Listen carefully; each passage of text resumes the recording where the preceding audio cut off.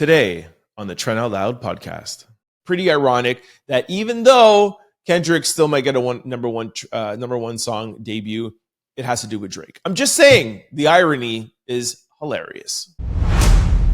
What up? It's your boy Trend Out Loud, and I'm back with another episode. All right, it's Wednesday morning. Y'all know what that is. It's hump day. It's my third favorite day of the week because y'all know what that is. It means that the weekend is fast approaching. After the day ends, we're closer to the weekend than we are further away from it. So I'm excited. All right, I got two lead stories for you today. There's a shooting outside of Drake's house, actually a drive-by shooting to be technical, outside of Drake's house. I will tell you about that. Gilbert Arenas has some words for Rudy Gobert about missing his son's birth. Then we're going to jump into quick news. We're going to talk about Khloe Kardashian and 50 Cent suing his baby mama for defamation. Then we're going to jump into speed news. We're going to talk about Coi Leray, Whoopi Goldberg, TikTok suing the U.S. government, Kendrick Lamar, Sexy Red, and Stormy Daniels. Then I got question of the day, and then we're going to close out, as always, with a little bit of sports news. Y'all know what time it is. Turn your TVs, devices, or your radios up. I'm about to start this show. Let's go. Police investigating a shooting that reportedly took place outside of Drake's home in Toronto. Officials confirmed he was not the victim. This is an update from City News Toronto. Toronto police are investigating a shooting outside of Drake's home in the Bridle Path. A man was taken to hospital with serious but not life-threatening injuries. Police confirm it wasn't Drake who was shot. I think that was it. Also, I have here, according to City News Toronto, emergency vehicles were called to the scene just after 2 p.m. Tuesday morning. So kind of like Monday night, right? Like Monday night after midnight, 2 a.m., the shooting happened. I kind of heard about this, I think yesterday. It started leaking at around 3 o'clock yesterday. This came out. And all right, so no further details. So that was right at 3 o'clock. Then at around 6 o'clock, we got this update coming from the blogs, and it says a security guard at Drake's home was reportedly the victim injured in the shooting outside of his residence. Update says a security guard at Drake's home has been badly injured by a drive-by shooting, according to police sources. Early Tuesday, news broke that an investigation was taking place outside of Drake's home due to a suspected shooting. Now more details of the incident has occurred. According to CBS News, police sources shared that a security guard at the home who apparently had been shot by a drive-by attack. It was shared that he suffered a gunshot wound to the upper chest and was unconscious when officers arrived. He was then taken to the hospital where he underwent surgery. We'll update you as more details become available. So that's it for now. We don't know any other news. We know that the police are not going to, when there's an ongoing investigation, the details that are going to be let out are going to be scarce when there's an ongoing investigation. The other news that I heard was from Academics last night on his live stream, and this is what he said. There was supposed to be some new music today. I'm not saying from who. The plan of releasing that got foiled today after some really serious news came out. A shooting where his security guard was hit in the chest in what's being called a drive-by. So yeah, that's pretty much everything what I can gather up for you guys. Now, on first thought, you would think that it was Drake that was going to be putting out more music. And as a result of his security guard, most of these celebrities and artists are pretty close to their security guards. I mean, they're with them days and days on end. They almost come like family. So, but what I heard also was that Kendrick was also supposed to come and drop another track again this week. I heard that actually on the Breakfast Club from Envy and Charlemagne. From what I gather, from what I've heard within the industry, that Drake wasn't coming out with any more music. So if you go by what like the industry is saying, Kendrick was supposed to be dropping again. Because if you really are taking count, Drake dropped last on Sunday and Kendrick hasn't technically replied. Some say Kendrick wasn't going to reply because, like what I'm going to tell you later on in, I think, Speed News or Quick News, is that Kendrick has potentially a number one song coming out. So some people are like, maybe he decided not to drop because of that. Or maybe that he's looking and saying, well, look, somebody in his camp got shot. I'm not going to drop a song. We're going to, wait till see that everything is okay. Because, they are beefing, but I don't think it's street beef with them. They really are keeping on wax as much as they don't like each other. Maybe Kendrick is saying, hey, let me hold off until we find out what's going on. You don't want to be releasing a song and potentially his security guard passes away or something else happens, or he's, there's complication with the surgery. On the flip side, it could be where Kendrick has a number one and Drake was going to come out. Like I told you guys on Monday's podcast, I think what Drake needs to come out with next is a hit song. Maybe that's what Drake was going to drop today. So we know from academics that for sure there was going to be somebody who was going to drop. We don't know who it was. On first thought, like I said, you could think it could be Drake, but it also could have been Kendrick. Who knows? I don't even know if maybe this will just completely dead to beef. I don't know what's going on. With the shooting, I don't think it has anything to do with the Kendrick and Drake beef. Like I said, it's not street beef. As much as they don't like each other, they're really going at each other more like with their family lives and their personalities and their personas, and not really like a 50 Cent and Ja Rule or 50 Cent and Game where it's like street dudes. These guys are not real street dudes. However, if you do remember, I think it was maybe a week or 2 weeks ago, the Weeknd's bodyguard Cash from XO Records, his security guard was shot outside of his house in LA. So maybe, I'm not saying anything, but I'm saying maybe this was retaliation for that. It seems a little bit more likely that this is like more like a Toronto beef, right? Between the Weeknd's camp that has dudes in the streets in Toronto and Drake, has dudes in the streets in Toronto. So this to me sounds more like, this is street beef, a drive-by shooting, in a bridle path, one of the richest areas in Canada. Who knows? I doubt it's really just sporadic, like everybody knows where Drake's house is. So again, that's just speculation. If you ask me, I really don't think this has anything to do with Kendrick. If it has something to do with somebody who he's beefing with, I would gather that it's probably more the Weeknd and the XO label with Cash and all of those guys. I think that's probably more what it has to do with. Like I said, with the Weeknd's manager Cash, his bodyguard or security guard was shot outside of his house 2 weeks ago. So this seems a little bit more likely. So that's all I have on this topic. I said yesterday that, hey, I think we're done talking about Drake and Kendrick, but clearly we are not.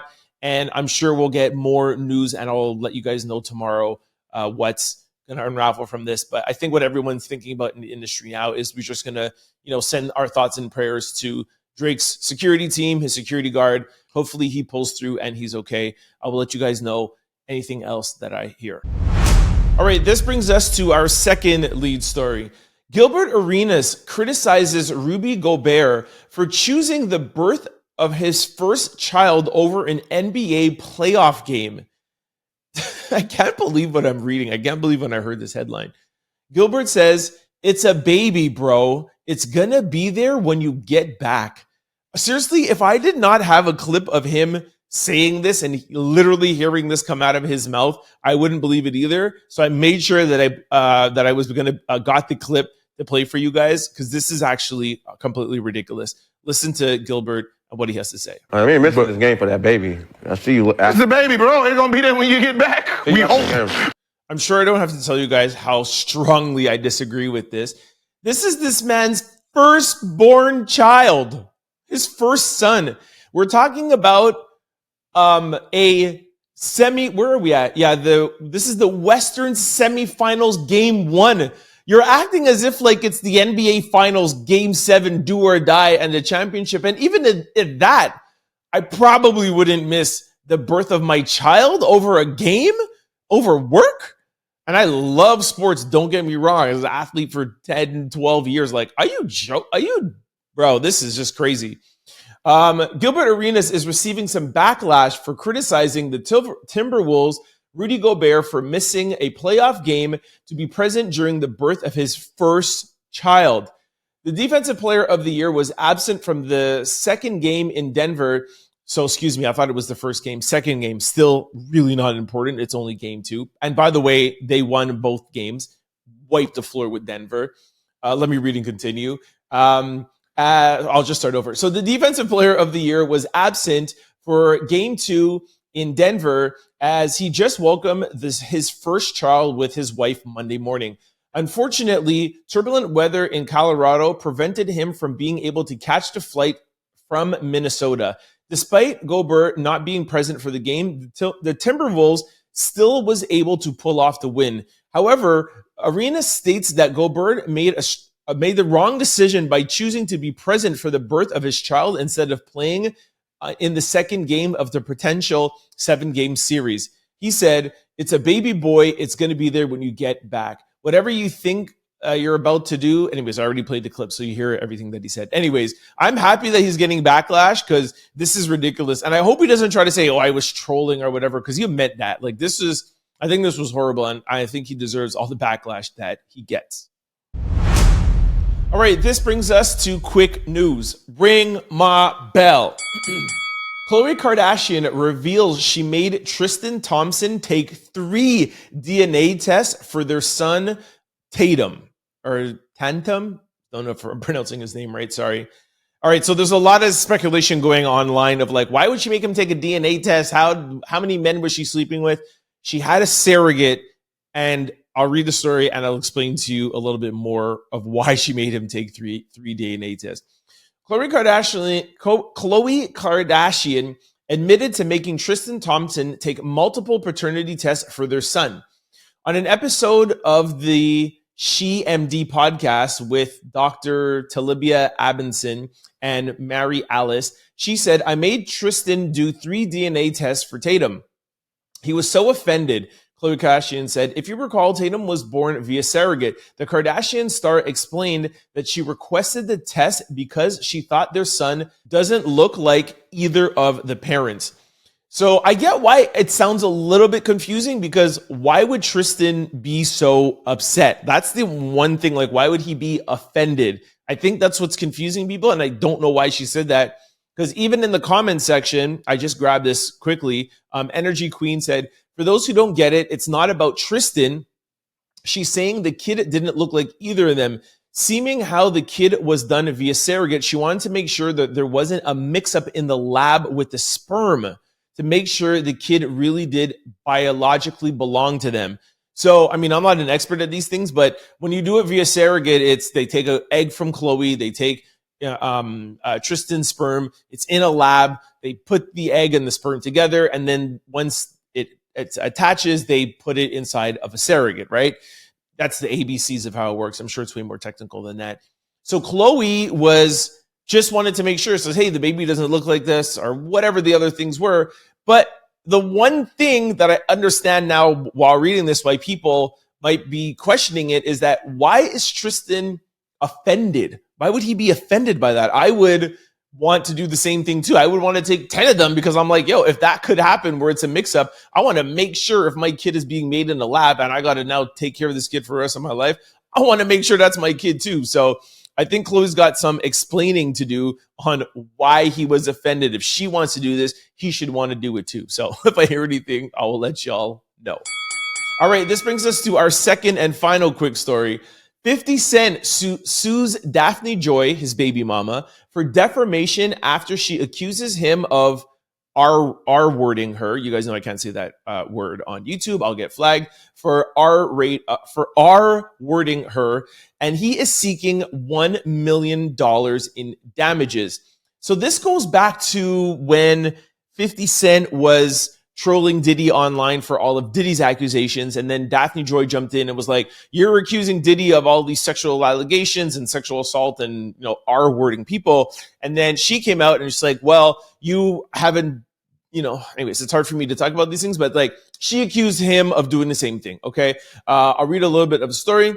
She says, 50 50 Cent has filed a defamation lawsuit against his baby mama, Daphne Joy, after she accused the rapper of R-wording her in the past. According to legal documents obtained by TMZ, 50 Cent claims Daphne Joy defamed his character by allegedly spewing lies about him and their relationship.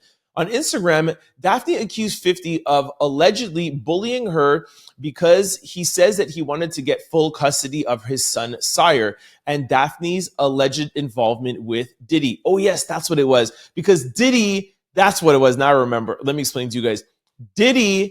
Daphne Joy she's in one of the lawsuits with Diddy.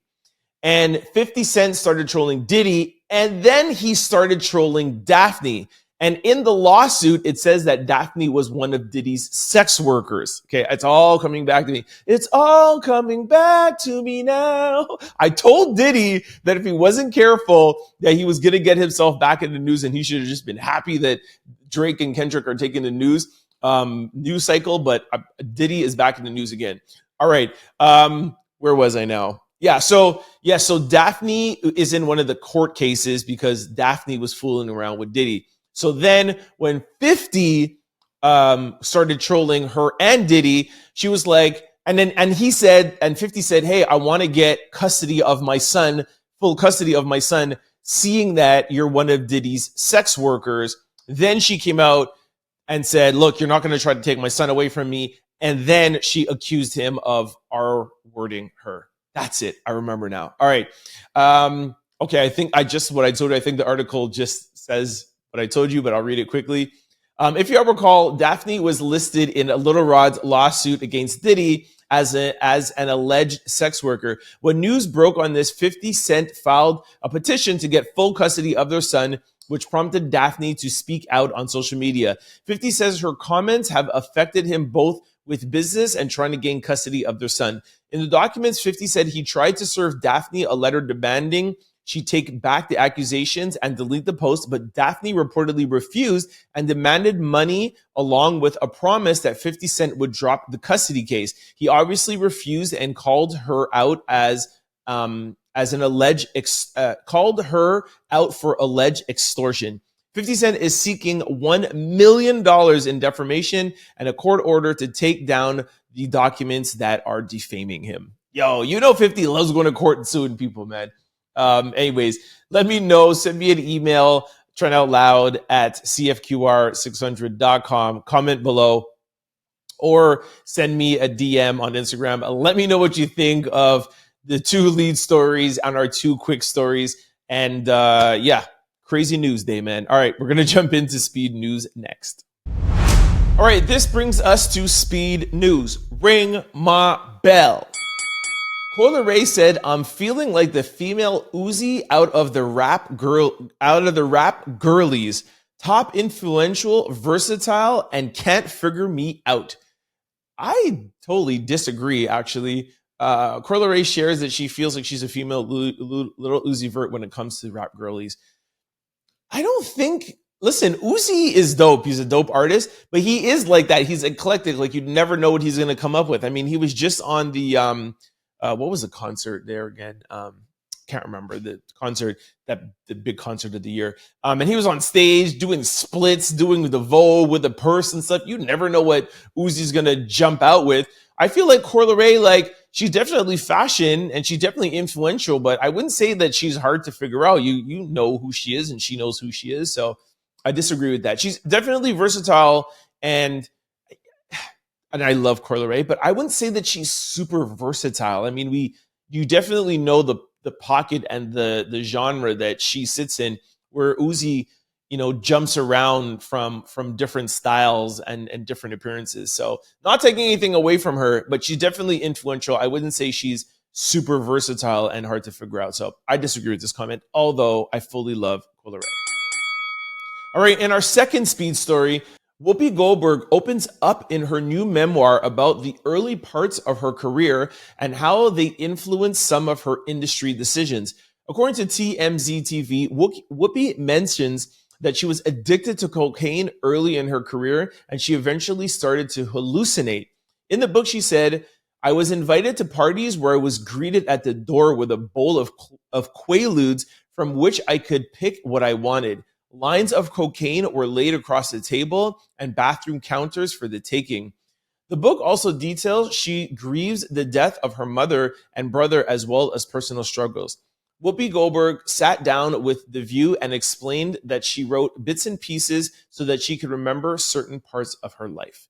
So I know how that feels. I definitely, I wrote 2 books, for those of you who don't know, How Sneakers Saved My Life and How Sneakers Ruined My Life. It's autobiography, memoir, whatever you want to call it. And it definitely is, I wouldn't say necessarily therapeutic, but it's nice to go back and kind of like chronologically remember times in your life. And I guess it kind of does make it a little bit therapeutic. But I always say to anybody, anytime I do interviews or talks or when I was doing press about my book, like I feel like everybody should write a book, not necessarily even publish it, but it's good to just like reflect back on your life and remember your journey. And I think it's something nice to leave for your kids. I know it's hard to be open, but it's just nice to go back and revisit things in your life. So shout out to Whoopi Goldberg. I know how you feel, Whoopi. In our third speed story, TikTok's parent company sues the U.S. government over patent ban. Last month, President Biden signed a bill into law to threaten to ban TikTok if its parent company ByteDance does not sell the app. Now the company is pushing back by suing the U.S. government, according to AP News. In the lawsuit, which was filed on Tuesday, the company refers to potential ban as obviously unconstitutional. So it goes on more to say that ByteDance is suing it, saying that you're taking away free speech to 170 million Americans, and just because of the potential of leaked information, it's not enough to take away free speech. So we'll see what goes on. We know that this was going to happen. They already said that they're not going to sell and they're going to fight this in court. It's kind of hard to fight in court. You're a Chinese company fighting in the U.S. court when the U.S. Congress and the Senate and the House has already signed a bill. So it's going to be interesting to see if the U.S. court will actually go against the Senate and the Congress and the president. That's happened internally where lawmakers want to get things passed and they'll get it passed in the Supreme Court's blocking the rule of law. But I don't know if it's ever happened where a company from another country. So it's going to be very interesting to see how things roll out. All right, in our fourth quick story, Kendrick Lamar's viral Drake diss is aiming to debut at #1 on the Billboard Hot 100, and this would be his first solo #1 debut. This is crazy, just absolutely crazy. Kendrick Lamar's Not Like Us is now challenging for the #1 debut on next week Hot 100. It would mark his first solo #1 debut and fourth #1 hit overall. Kendrick Lamar's last hit or last #1 was actually Humble, and it went #1, but it didn't debut at #1. It debuted at #2 and then went to #1. So Kendrick has had a #1 song before solo, but it didn't debut. Humble debuted at 2 and then went up to #1. Interesting that your first #1 debut ever of all times is a diss song to Drake, and Drake is the king of debuting #1 on the charts. Pretty ironic that even though Kendrick still might get a number one song debut, it has to do with Drake. I'm just saying, the irony is hilarious. All right, in our fifth speed story, my girl Sexy Red's back in the news.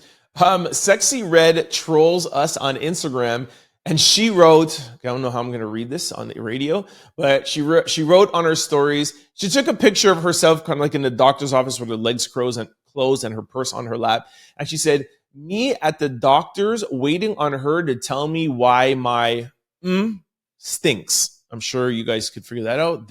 The P word that only females have and men don't. And then people started like trolling her online. And then she wrote back underneath the comments, she goes, "This just proves that y'all will believe whatever MFer posts on Instagram. Y'all little brains are messed up." So if you guys actually thought that she was really in the doctor's office or gynecologist's office and that's what she was going there for, like, I think if she was really there for that, she obviously wouldn't tell you guys. It was just a joke, but people ran with it. But I think people just really don't understand Sexy Red's sarcasm. But shout out to Sexy Red. I love Sexy Red. All right, in our sixth speed story, this is my favorite story of the day. Stormy Daniels recalls spanking Donald Trump on the butt with a magazine. He was much more polite after that, she says. Y'all favorite president used to get spanked by a porn star. Yo, that's hilarious. Stormy Daniels is reflecting on the time she allegedly spanked Donald Trump right on the butt while speaking in court on Tuesday.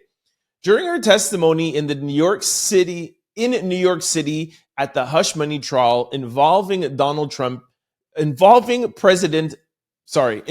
former President Donald Trump, Stormy Daniels revealed that she gave him a spank on the butt for being rude during one of their intimate encounters. The porn star, whose real name is Stephanie Clifford, recounted an incident from their alleged hotel rendezvous in 2006 when Trump showed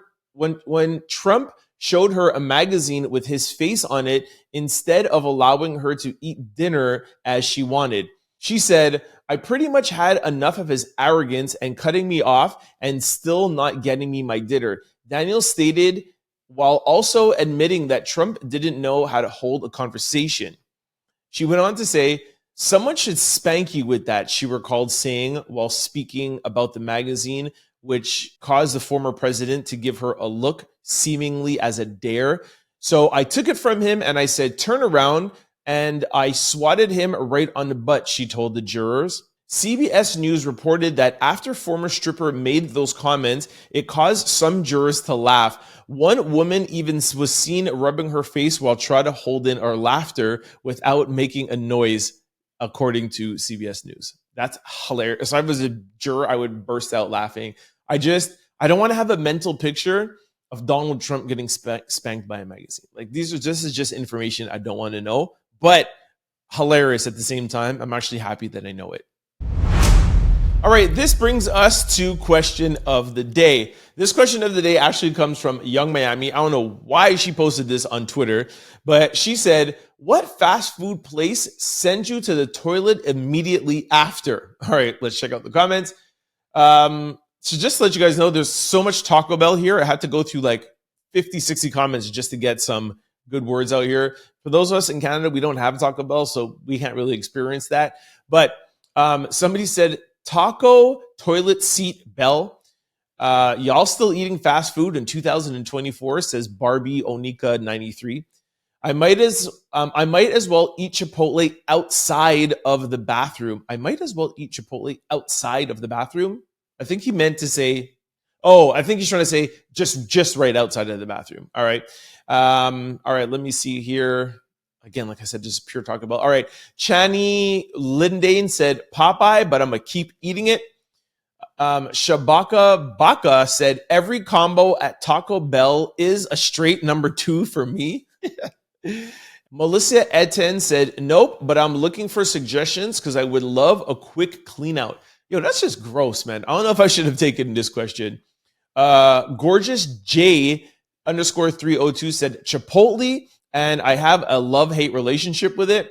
Ricky Alexander said, "I finally had White Castle for the first time. That food tore me apart so bad, I started to call Harold and Kumar." You called Harold and Kumar? That's got to be some joke that I don't know. King Cutie Monkey is somebody's name on Instagram. That's hilarious. King Cutie Monkey said Dunkin' Donuts because I like coffee light, skinny, and extra sweet. Jesse Dolly said White Castle. Somebody said Donkey Bell. It's hilarious. Again, it's just pure Taco Bell, Taco Bell, Taco Bell, Taco Bell. Somebody said the ghost pepper wings at Popeyes. Whew, that sounds good. White Castle. Somebody wrote Chick-fil-A. Yo, Chick-fil-A is good food. That don't not make me go to the bathroom. All right, somebody here put a list: Taco Bell, Popeyes, Checkers, Starbucks, Chipotle. Somebody put McDonald's. Jason _825 said, "At this point, everything. I'm approaching 40." And then, yeah, the rest is just Taco Bell. All right, I thought this would be a little bit more fun, but you pretty much get Popeyes, Chick-fil-A, Taco Bell.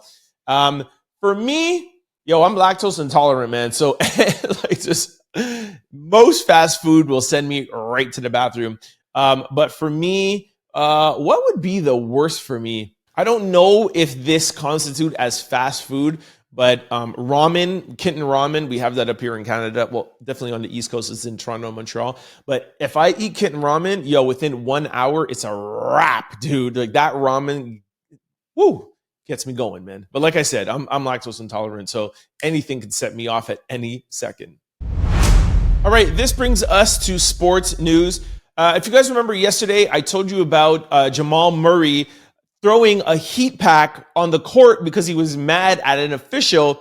And it was Kendrick Perkins saying, wow, I think he's going to get suspended for game 2. It literally came out last night that Jamal Murray is going to get fined $100,000. Now, I know these guys are rich and millionaires, but $100,000 has got to hurt no matter who you are. So he gets fined $100,000. And not only that, I actually heard that he threw a couple of more things. It wasn't just the heat pack. He threw a couple of objects on the court at the referees. He was really mad. Apparently felt like he was getting fouled all game. Minnesota Timberwolves have some crazy defense. They're all over people all the time. But I really like the decision that the NBA made not suspending him. I think they should do this to Draymond more often, or anybody else who's on the court doing these things. And instead of suspending them games, I think the fines is actually better because at least they get to stay on the court, especially during playoffs. Because then now you're not like, well, they lost the playoff because of this guy getting suspended. So I like the fines and up it more. If he does it again, fine him, $500,000, fine him $1 million. These guys got it. So I really like this decision. All right, so that was just first thing. That wasn't the main story. The main story in Speed News is, of course, Ryan Garcia, because this guy is in the news every, 3 times a week. He's almost like Drake and Kendrick. Ryan Garcia says he was under the influence of marijuana and alcohol in the days leading up to the fight against Devin Haney, but still holds firm that he did not do steroids.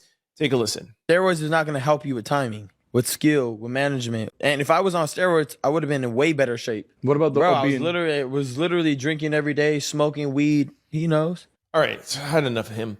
Steroids, no, it's not going to make you faster, timing, or do whatever, but it will make you stronger. You knocked Devin Haney out 3 times. You know what I'm saying? So, yes, it's not going to help with your defense and deking punches, but actually, also, it could make you faster because you are stronger. Your muscle is going to be twitching quicker, but more than anything, it's going to make you stronger. And you're in a sport where you're boxing and it's power, and you knock the guy out 3 times. So this is starting to make me think that he really did take the steroids. And you know what? If you didn't, you still have a few more days. Have them test the B sample. They said that you had 10 days. You have an A sample, and they both failed. So pull your B sample and see if it passes or fails instead of going on podcasts saying that you're not. You're just looking guilty.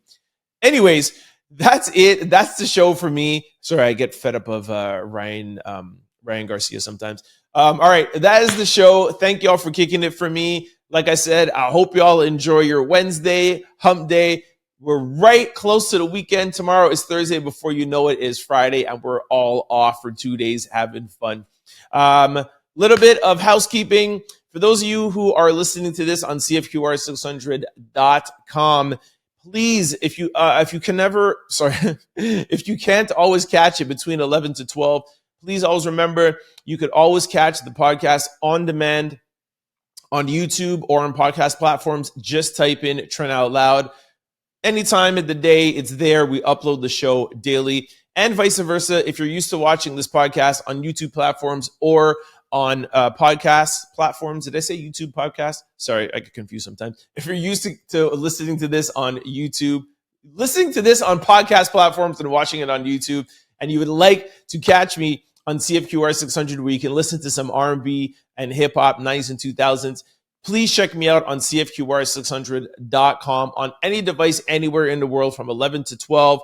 It's really dope. It's a really dope hour. Helps you break up your day, get some laughs, and listen to some good music and get some entertainment news. So check me out at CFQR600.com anywhere in the world.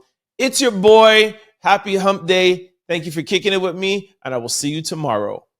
Peace. Don't forget to like, comment, and subscribe. It's your boy, Trent Out Loud. Peace.